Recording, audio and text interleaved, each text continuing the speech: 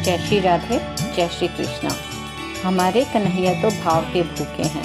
उन्हें भाव से कोई भी वस्तु दें तो उसे परम प्रसन्नता के साथ स्वीकार करते हैं, परंतु उस वस्तु में उस भक्त का भाव छिपा होना चाहिए। हमारे कन्हैया की सबसे बड़ी तो दयालुता सबने देखी ही है कि वो विदुर जी के घर में जाकर केले के छिलके खा लेते हैं, क्योंकि उसमें भाव था। और दुर्योधन जो घमंड में उन्हें 56 भोग लगा रहा था, उसे त्याग देते हैं। इसलिए हमारे कन्हैया तो भाव के भूखे हैं। ऐसी ही एक कथा है ब्रज में रहने वाली बूढ़ी माई की। एक गांव में एक बूढ़ी माई रहा करती थी। भगवान श्री कृष्ण के प्रति उसका बड़ा प्रेम था। प्रत्येक महीने बांके बिहारी जी के दर्शन के लिए वृंदावन जाने का उसका नियम था। एक बार की बात है, सर्दी का समय था, जनवरी का महीना चल रहा था। एकाएक उसके मन में भाव आया कि बांके बिहारी को पहनाने के लिए एक स्वेटर तैयार कर लूं। भाव तो था, पर रुपये का अभाव भी था।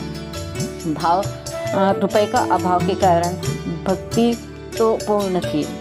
अब माई के अंदर भाव तो हुआ, परंतु नया स्वेटर बनाने के लिए ऊन कैसे प्राप्त हो, रुपया नहीं है। उसके मन में भाव आया, अरे नया ऊन नहीं है तो पुराने स्वेटर के ऊन को निकालकर गांठ देकर नया स्वेटर बनाया जा सकता है। उसने स्वेटर बना दिया। भगवान तो भावग्राही हैं।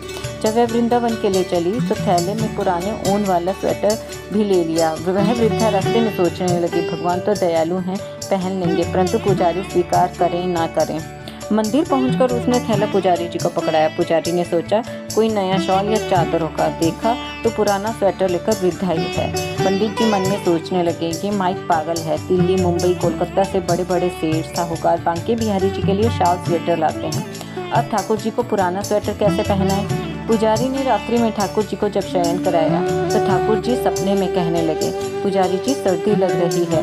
पुजारी जी झटपट उठे और कहने लगे, अरे महाराज, ये शॉल स्वेटर तो मुंबई वाले सेठ जी लाए थे। आपको ठंडी लग रही है, कोई बात नहीं, कोलकाता वाले सेठ जी का लाया स्वेटर पहना देता हूँ। उनका शॉल और स्वेटर दोनों ही कीमती और खूब गर्म है। थोड़ी देर बाद पुजारी को फिर स्वप्न में बांके बिहारी जी कहते हैं, पुजारी जी सर्दी लग रही है। अब तो पुजारी को झुंझलाहट हुई। बोले, महाराज जी, इतनी कीमती शॉल स्वेटर से सर्दी नहीं जा रही है तो जो गाँव की बुढ़िया माई पुराने उनका स्वेटर लाई है उसे ही पहना दूँ।